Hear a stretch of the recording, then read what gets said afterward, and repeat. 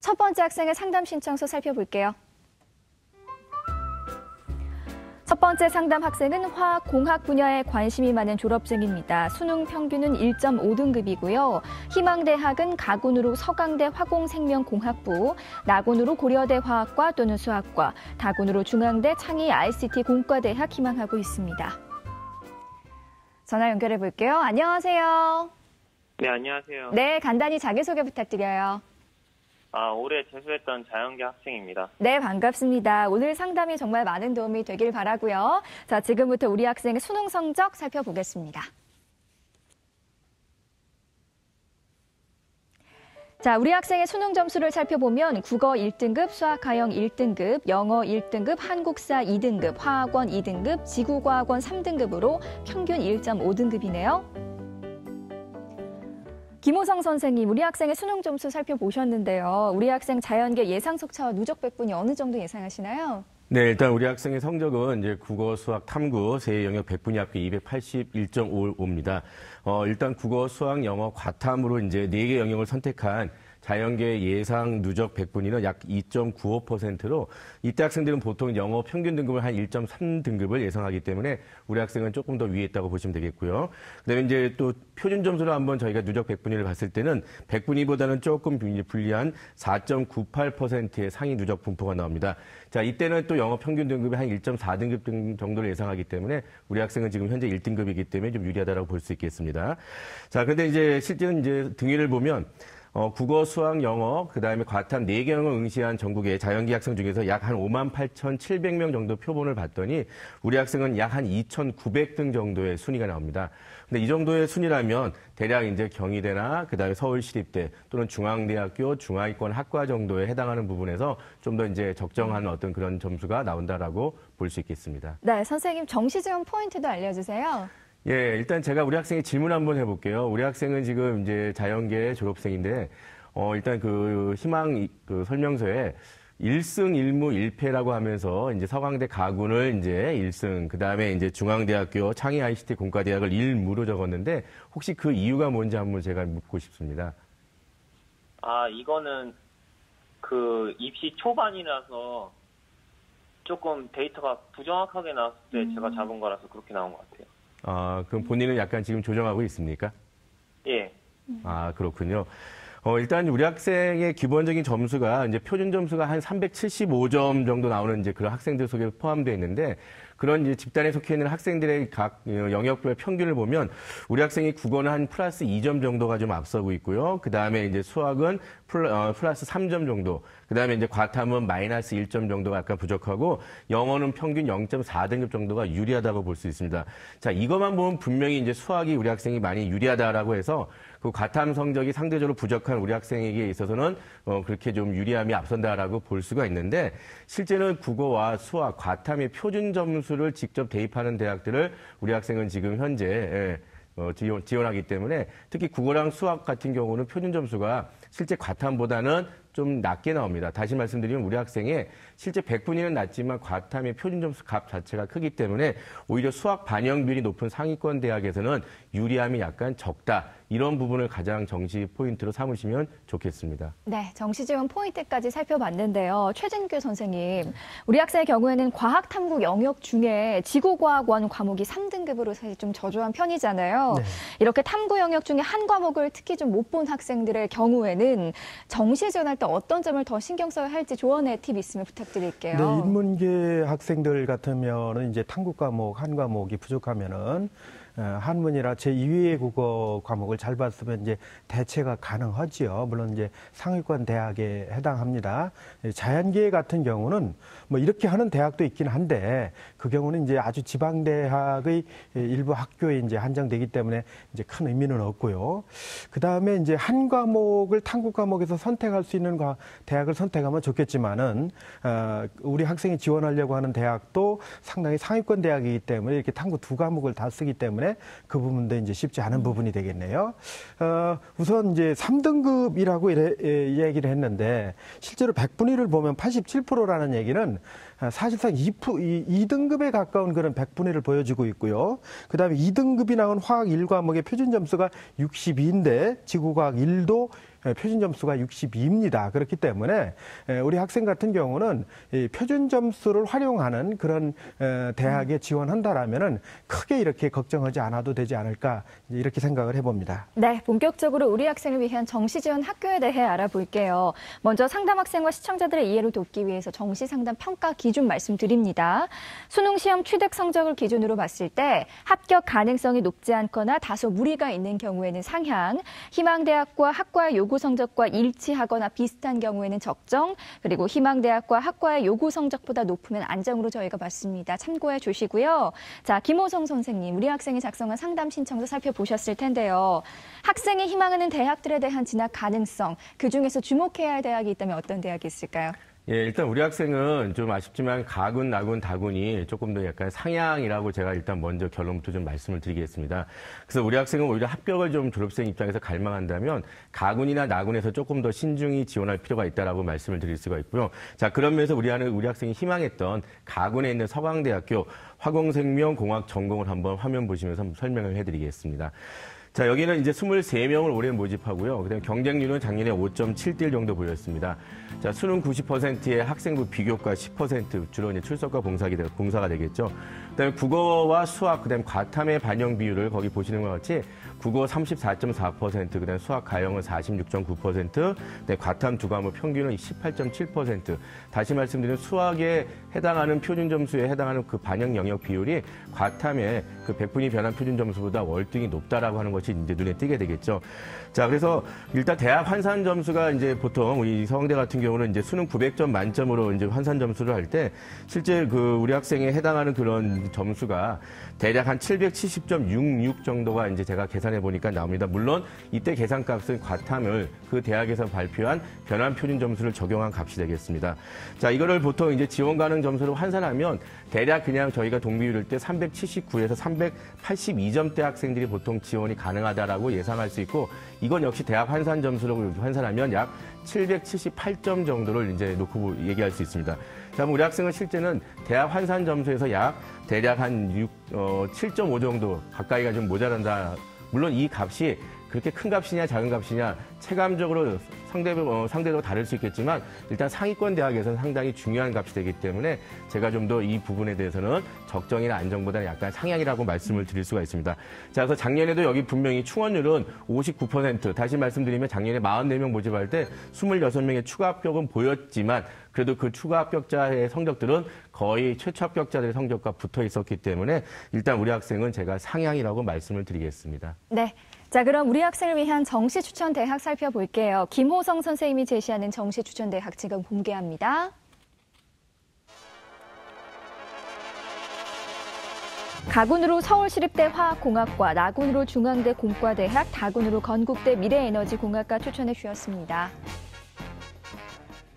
추천대학 공개됐는데요. 김호성 선생님, 먼저 가군의 서울시립대 화학공학과 추천해 주셨어요. 이유 설명 부탁드릴게요. 예, 일단은 뭐 졸업생이다 보니까 이제 합격을 우선권으로 할 때는 이제 안정적인 어떤 학과들을 중심으로 얘기하면 좋지만 워낙 이제 성적이 최상위권 성적이다 보니까 너무 이제 하향으로 낮추기보다는 적정 지원에 해당하는 학과를, 그다음에 또 본인이 화학 계열에 해당하는 학과들을 선호하기 때문에 제가 가군에는 서울시립대 화학공학과를 이제 추천해 드렸습니다. 16명을 모집하면서 작년에 4.07대 1. 워낙 서울시립대는 특징 있는 대학이나 또 그 학교의 시스템이 특징이 있다 보니까 실제는 서울시립대를 합격하면 학생들이 대부분 다른 대학으로 이동하는 경우가 좀 드뭅니다. 그래서 실제는 가고 싶은 학생들이 주로 지원한다라고 보시면 될 거고요. 여기는 수능 100%가 이제 적용됩니다. 그래서 이제 국어랑 영어 반영 비율보다는 수학이랑 과탐의 반영 비율이 약 50% 더 이제 크게 반영이 되는 그런 학교라고 볼 수가 있겠습니다.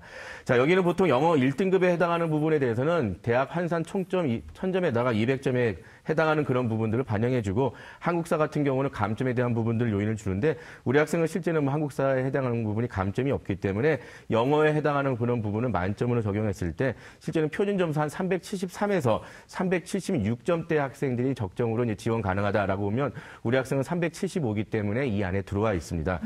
작년에도 이제 최종 등록자 상위 80%의 성적을 봤을 때는 100분위로만 환산하면 한 91.93%. 물론 올해 영어가 이제 빠진다라고 보면 약 92.44%. 다시 말씀드리면 작년에 합격생들은 학생들은 영어가 좀 성적이 높은 학생들이 좀 지원했다라고 볼 수 있기 때문에 우리 학생은 지금 현재 1등급의 성적으로는 무리가 없다라고 봐서 일단 적정이라고 말씀을 드리겠습니다. 네, 나군의 중앙대 공과대학 추천해 주셨어요. 계속해서 말씀 부탁드릴게요. 예, 우리 학생은 지금 이제 원래 희망할 때도 다군에 그 중앙대학교를 희망했는데 실제 중앙대학교는 이제 이렇게 공과대학별로 이제 단과대학별로 모집을 하죠. 근데 우리 학생이 희망하는 학과가 이제 제가 봤을 때는 화공 계열인 것 같은데 실제 세부전공으로 화학공학과는 여기 이제 공과대학 나군에 들어 있습니다.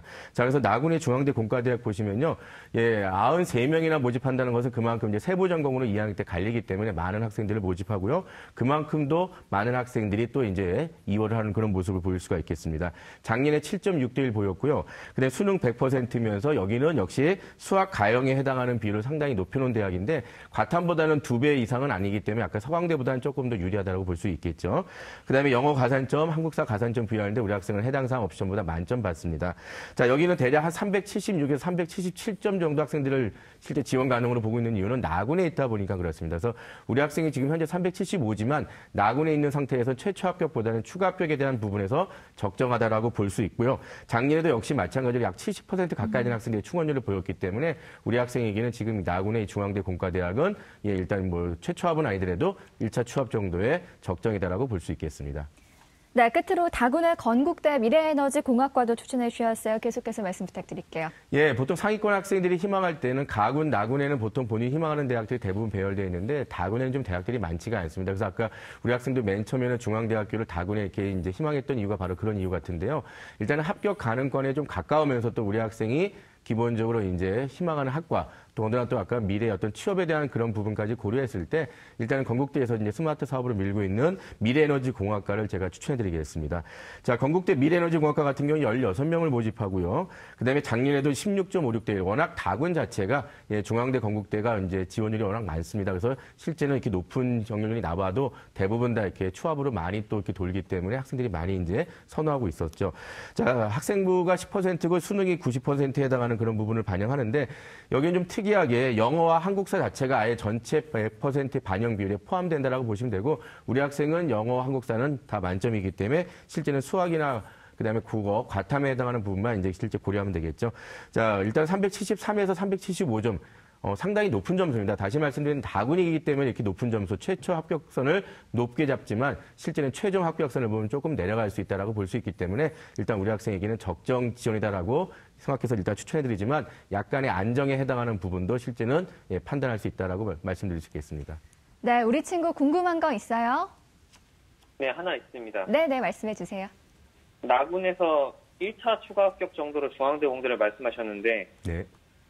2차나 3차 추가 합격으로 다른 대학을 쓴다면 어떻게 쓰는 게 좋을까요? 보통 저희가 추합에 대한 어떤 그런 부분들은 대부분 다 1차 추합 정도에서 대부분의 한 7, 80% 학생들이 빠지기 때문에 거기서 예상을 하지 2차나 3차 추합에 대해서는 실제는 아무리 모든 대학들이 5차나 6차, 7차까지 발표한다 하더라도 2차와 그다음에 최종 6, 7차까지 합한 인원들은 1차 추합에 발표한 인원의 실제는 5분의 1도 못 미치기 때문에 실제는 1차 추합에서 예상하는 게 일단 적정하다고 볼 수 있어서 일단 2차 추합에 예상하는 대학들은 조금 더 저희가 안정권이나 적정에 대해서는 얘기하기가 좀 섣부르다라고 말씀드릴 수 있겠습니다. 네, 우리 친구 오늘 선생님께 구체적으로 상담 받으셨는데 오늘 어떠셨어요? 그래도 이렇게 자세히 무료로 상담받을 수 있어서 좋은 것 같습니다. 네, 다행입니다. 다시 한번 신중하게 전략 세워보시고요. 자, 오늘 상담 내용 이메일로도 보내드리니까요. 좋은 결과 있기를 바랍니다. 전화 주셔서 고맙습니다. 네, 감사합니다. 네, 고맙습니다. 첫 번째 상담 마쳤고요. 우리 학생을 위한 정시 추천 대학 다시 한번 정리해 볼게요.